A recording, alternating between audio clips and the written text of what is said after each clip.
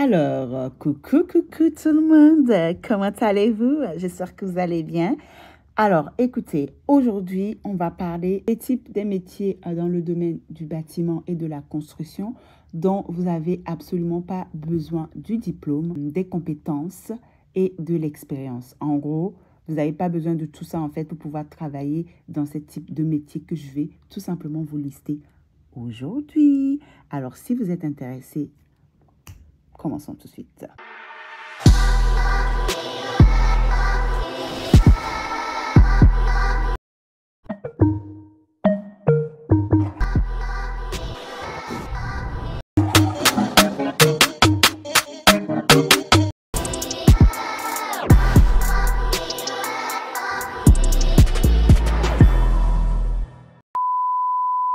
Alors, avant de commencer cette vidéo, as-tu vu ma précédente vidéo que j'ai postée concernant les entreprises offrant du sponsorship dans le bâtiment en Australie en 2022? Est-ce que tu l'as vu ou pas cette vidéo? Alors, si tu ne l'as pas vue, je t'invite d'aller la regarder. Je te donne en fait des astuces concernant les entreprises qui offrent du sponsor dans le domaine du bâtiment et de la construction en Australie en 2022 en ce moment. Et je te donne la liste tout simplement et les sites à aller dessus. Donc, tout est en images et aussi en audio. Donc, il y a à cliquer aussi dans la barre d'infos parce que oui, la barre d'infos, hein, comme je le répète à chaque fois, je mets quand même des informations dans la barre d'infos concernant les liens. Ça peut être mon lien de site internet, ça peut être les liens, par exemple, de ces sites, les sites des entreprises, on va dire, offrant du sponsorship dans le domaine du bâtiment en Australie. Donc, n'hésite pas à aller la regarder si tu ne l'as pas regardée et puis à cliquer aussi sur les liens. Ça peut éventuellement te diriger, en tout cas à avoir accès assez rapidement au site que j'ai mis dans la barre d'infos. Voilà. Le type des métiers dans le domaine du bâtiment. En premier lieu, vous pouvoir postuler concernant les emplois du métier dans le domaine du bâtiment ou de la construction. Et il faut que vous ayez quelques conditions. C'est important. Et d'ailleurs, comme je vous l'ai dit la dernière fois, je ferai également une vidéo concernant les conditions dans le bâtiment et la construction que vous devriez absolument avoir quand même si vous n'avez pas vos diplômes et que vous n'avez pas l'expérience et que vous n'avez pas des compétences, il faut quand même un certain condition. Donc, cette condition-là, je vous referai une vidéo spécialement dédiée que à cela, où je vous donnerai les conditions-là que vous devez quand même avoir si vous n'avez pas le diplôme, l'expérience et les compétences. Donc, restez connectés, mettez des likes, apportez-moi des bonnes ondes, soyez positifs et puis les positifs vous arriveront également. Merci de vous abonner. Si vous n'êtes pas abonné, je vous invite vraiment à aller vous abonner parce que c'est très, très important. Ça me motive, ok, ça me donne vraiment la force de continuer à faire les vidéos. Et aussi, malheureusement, il faut que j'en parle aussi aux frustrés. Malheureusement, si vous êtes frustré et que vous êtes arrivé sur ma chaîne, je vous inviterai à prendre la porte parce que ma chaîne n'est pas une chaîne de débat, ma chaîne n'est pas une chaîne de négativité. Je ne veux absolument pas attirer des gens frustrés sur ma chaîne. Et ça, je le répète à chaque fois. Si je le répète à chaque fois, c'est parce que j'ai besoin de le répéter pour que les gens le sachent en fait. Vous voyez, parce qu'il y a des gens, ils s'y perdent un peu sur ma chaîne. Donc, j'ai besoin que ma chaîne soit réglementée. Parce qu'il y a des gens, ils viennent, ils sont un peu perdus. Ressaisissez-vous, ne soyez pas perdus. Donc, voilà, si vous venez sur ma chaîne, c'est pour m'apporter de la positivité. Éloignez-moi les négativités, éloignez-moi les indisciplinarités. Ma chaîne n'est pas une chaîne de débat. Ma chaîne est une chaîne de voyage, d'astuces sur le voyage, d'immigration, voilà, de tout ce qui entoure le voyage, ok? Donc, évitez également aussi de me dire, oui, ma soeur, mon frère, parce que non, je ne suis pas votre soeur, je ne suis pas votre frère, on n'a pas élevé les vaches ensemble, ok? Donc, restez à votre place et moi aussi, je resterai à ma place. J'espère que vous avez bien compris et malheureusement, pour les gens à qui ça touche et que ça blesse, bah, j'en suis désolée, mais vous êtes sur ma chaîne. Donc, il faut que vous le sachiez que vous êtes sur ma chaîne. Donc, c'est moi qui décide en fait. Vous êtes sur ma chaîne, donc vous avez juste accepté ce que je vous propose. Si ça ne vous convient pas, si ce que je vous propose ne vous convient pas, malheureusement, heureusement aussi, je vous inviterai à prendre la porte et comme ça, ma vie sera encore mieux même sans vous, ok? Merci beaucoup. Dire oui, premier métier vraiment où Vous n'avez pas vraiment besoin d'expérience, de compétences et de diplômes dans le domaine du bâtiment et d'industrie. C'est tout ce qui est, on va dire, label. Label. Je ne sais pas si vous savez ce que c'est le label. Label, c'est, on va dire, on va dire, des ouvriers, voilà, des gens qui n'ont pas d'expérience, qui n'ont pas de diplôme, qui n'ont pas des compétences, qui ont, on va dire, certaines conditions, déjà de 1, et enfin, qui sont généralement payés en entry level. Donc, il y a entry level, il y a aussi second level, ou il y a third level, je crois. Parce que les entry level, il faut que vous le sachiez que le entry level, quand on vous dit entry level, ça veut dire que c'est le niveau d'entrée. Voilà, le niveau d'entrée, le premier niveau d'entrée.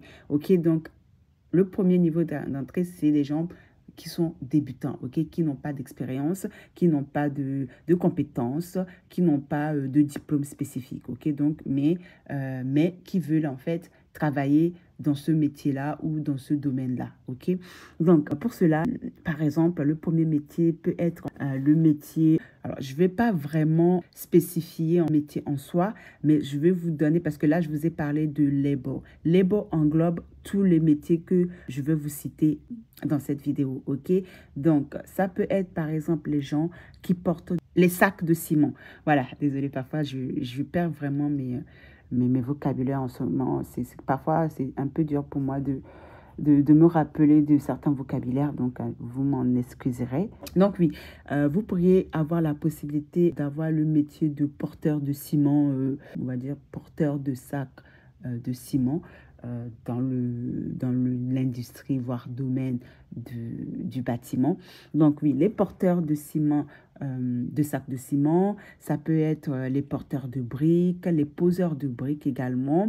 Ça peut être également les gens qui portent, comment dire, les water buckets.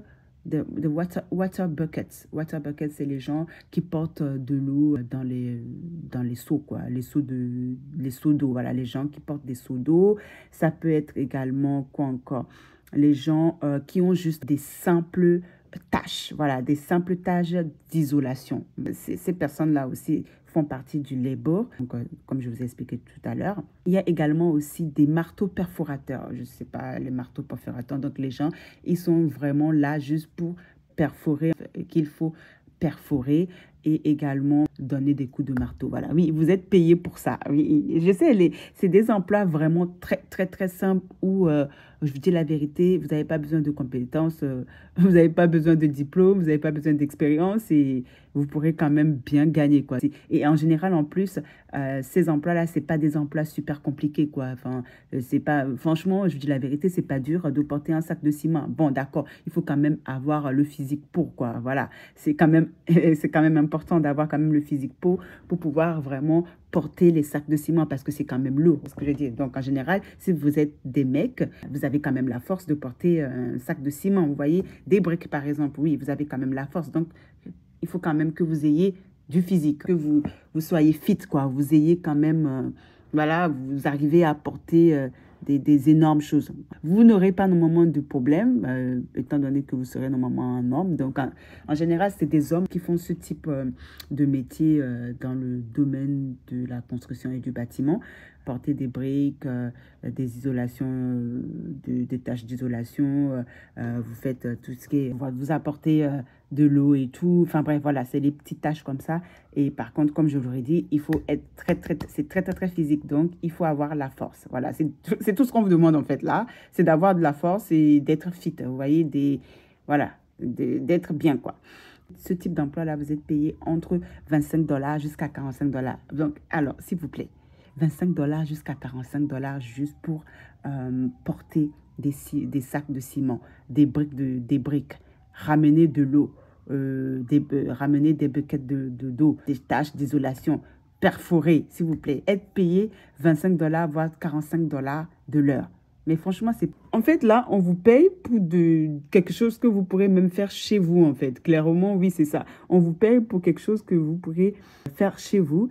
Vous n'avez pas besoin de formation, vous n'avez pas besoin d'expérience, vous n'avez pas besoin de qualification vraiment quelconque, voilà, pour pouvoir faire ce type d'emploi-là, ok? Mais par contre, oui, la seule chose quand même qu'on vous demande, c'est quand même d'être physique et d'avoir quand même quelques petites conditions que je vous listerai dans ma prochaines vidéos que je vais poster. Donc, restez connectés. Ensuite, il y a également tout ce qui est métier cleaning. Mais de toute façon, alors, ça, je vous le dis à chaque fois, tous les métiers cleaning, là, cleaning, donc ménage. Donc, ménage, les métiers dans le ménage, des trucs comme ça, femme de ménage et tout, tralala. Moi, je vous le dis à chaque fois, hein, ça gagne énormément. Et d'ailleurs, la dernière fois aussi, quand j'avais fait une interview avec, c'était qui déjà que j'avais fait l'entretien? C'était avec, oh là là, je ne me rappelle plus son nom. En tout cas, je mettrai ici l'interview que j'avais fait. Et même lui, il me le disait aussi dans l'interview, il avait parlé de ça, du clinique dans le domaine de la construction et du bâtiment. Ça gagne énormément, sérieusement, ça gagne énormément. Mais par contre, c'est très, très, très physique. Franchement, c'est vraiment très, très, très physique. Il faut tenir la cadence. Même lui, il l'a bien précisé parce qu'il avait fait, en général, les chiffres durent entre 10 heures. Ouais, entre 10 heures, voire 12 heures de chiffre par jour. Donc, il faut vraiment tenir la cadence. Il faut vraiment supporter de faire du cleaning dans le bâtiment ou dans la construction parce que là, c'est vraiment physique. Voilà pourquoi on ne vous demande pas également, on ne vous demande pas d'avoir une expérience spécifique ou d'avoir un diplôme ou d'avoir une compétence spécifique, mais c'est quand même physique. Donc, il faut vraiment tenir la cadence. Voilà, ça peut être par exemple cleaning, faire le ménage dans les bâtiments et construction, dans le domaine du bâtiment et de la construction, balayer. Ça peut être également récupérer en fait les déchets des poubelles, les déchets, les ordures, voilà, les ordures. Quand vous êtes en cleaning dans l'industrie du bâtiment et de la construction en Australie en tout cas, vous êtes aussi responsable de la prévention. Donc, par contre, pour ça, c'est important et ça fait partie en fait des conditions qu'on vous demande d'avoir avant même de commencer ce métier de cleaning dans l'industrie en fait du bâtiment et de la construction. Donc, restez connectés pour les conditions que je vais vous citer la prochaine fois dans ma prochaine vidéo. Donc oui, vous êtes responsable de la prévention, de la prévention sur les sites de la construction, sur les sites dans lesquels vous travaillez. Vous êtes vraiment responsable. Vous devez vraiment savoir tout ce qui est en termes de sécurité. Vous devez vraiment savoir tout ce qui est en termes comment ça s'appelle, de prévention, parce que c'est très, très, très important. Si, vous savez, vous êtes dans un pays de blanc, dans un pays occidentaux. Les pays occidentaux, eux, ils ne rigolent pas, en fait, avec la sécurité. Parce que sinon, ça peut vous porter vraiment en justice, ces histoires de sécurité. Si vous ne faites pas attention à la sécurité sur les sites, vous pourrez facilement, on va dire, aller en prison, être emprisonné par manquement des responsabilités qu'on vous a données concernant la sécurité sur les sites de la construction au bâtiment. Donc, voilà pourquoi c'est quand même important, ok? C'est pour ça qu'on vous demande quand même certaines petites conditions, comment dire, exclues des diplômes, des compétences et de l'expérience qu'on vous demande d'avoir, ok? C'est quand même très, très, très, très important et à prendre en considération. Également, vous assurez tout ce qui est, bon, je l'ai déjà dit, hein, la sécurité du lieu du travail. Donc voilà, il faut être, comme je l'ai redit encore, il faut être physique parce que vous allez devoir porter beaucoup de choses, des choses lourdes aussi. Vous devez aussi porter des masques. Oui, ça aussi, c'est très, très important, mais porter les masques, ça fait tout simplement partie en fait comment dire, de la sécurité et de la prévention en même temps. Donc voilà. Quoi encore, vous devez aussi, en fait, quand vous portez les masques, les masques sont vraiment obligatoires sur les sites juste pour vous prévenir de la poussière, pour vous prévenir de beaucoup de choses, ok? Donc voilà, c'est quand même important. Il y a aussi les uniformes que vous devez aussi avoir. Enfin bref, ça fait partie aussi un peu des conditions, ok? Donc voilà, en général, pareil, vous êtes payé aux alentours de 25 $, voire 50 $ de l'heure en faisant ce travail de cleaning dans l'industrie du bâtiment et de la construction en Australie, ok? Je trouve que c'est quand même bien payé, quoi. Ensuite, le troisième emploi qui est quand même un métier très, très, très demandé en Australie aussi. Et vous n'avez vraiment pas besoin d'avoir du diplôme, expérience et compétences. C'est tout simplement le traffic controller. Oui, je vous en ai parlé la dernière fois. Le traffic controller, vous n'avez pas besoin spécialement d'avoir de l'expérience des compétences et des diplômes. Par contre, les conditions qu'on va vous demander sont très importantes à prendre en compte. Même pour les traffic controllers, vous n'avez même pas besoin d'avoir de la force en fait, parce que vous n'allez pas vraiment porter quelque chose voilà, sur le site, ok? Et en général, de toutes les manières, traffic controller, c'est souvent les femmes qui font des traffic controllers. Bien évidemment, il y a aussi des hommes qui font ce métier-là, hein, mais c'est vrai que les employeurs privilégieraient en fait plus donner ce métier-là à une femme parce qu'elle n'aura pas en fait à porter quelque chose sur les sites. Donc voilà, il y a des métiers que les femmes peuvent faire et il y a des métiers que les femmes ne peuvent pas faire tout simplement. On sait très bien que dans ce monde, femmes et hommes, c'est pas pareil. Ok, les gars, oui, femmes et hommes, c'est pas pareil. Il y a des choses que les hommes peuvent supporter, peuvent vraiment porter, que les femmes n'ont pas de force physique pour pouvoir porter ce type de choses ou de matériaux. Donc, voilà pourquoi, en général, les employeurs recrutent plus des femmes pour du trafic contrôleur, même s'il y a quand même des hommes aussi qui en font. C'est pas très physique et ce sont, je l'ai déjà dit, des femmes qui le font en général. Et en fait, vous assurez tout simplement la sécurité des passagers. Donc, il faut quand même parler anglais. Donc, de toute façon, tous ces métiers-là, quand même, on vous demande de parler anglais. Ça fait partie aussi de quelques conditions que je vous énumérerai en plus dans ma prochaine vidéo. En général aussi, c'est très ennuyant. Oui, c'est très ennuyant parce que vous êtes tout le temps debout. Oui, vous pourrez faire des chiffres de 12 heures en étant debout. Debout, fixe comme un robot, comme un arbre, comme une planche, quoi. Voilà, vous pourrez être fixé comme ça, comme une planche, à rien faire debout, comme ça, tu vas aller toute la journée.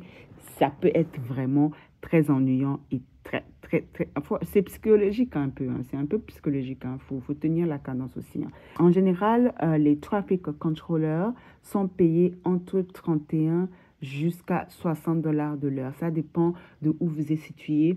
Je sais que par exemple au Nord Territory, ça peut être même parfois plus. Oui, parce que là, je vous donne juste une petite fourchette, hein, mais en général, ça peut être aussi plus. Hein. Donc ensuite, je pense que là, c'est tout. Hein.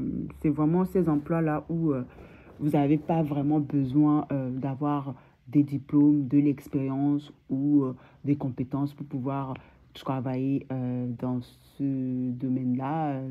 En tout cas, ce que je veux dire, c'est que c'est vraiment très facile, en tout cas, de commencer avec un métier sans expérience et d'accéder à ce type de métier en Australie.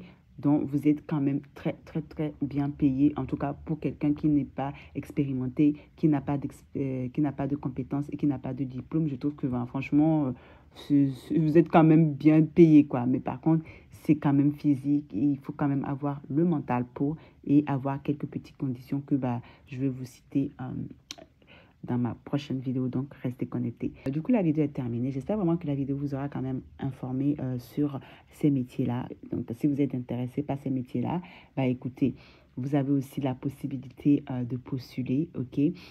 De postuler, d'avoir un bon CV et aussi d'avoir l'accès à ces métiers-là. Donc, pour ça, n'oubliez pas, vous pourrez aussi prendre un entretien individuel avec moi pour en parler, pour vous donner des astuces, pour vous éclairer un peu sur le sujet, comment faire et tout là, comment démarcher, comment se faire recruter par une entreprise.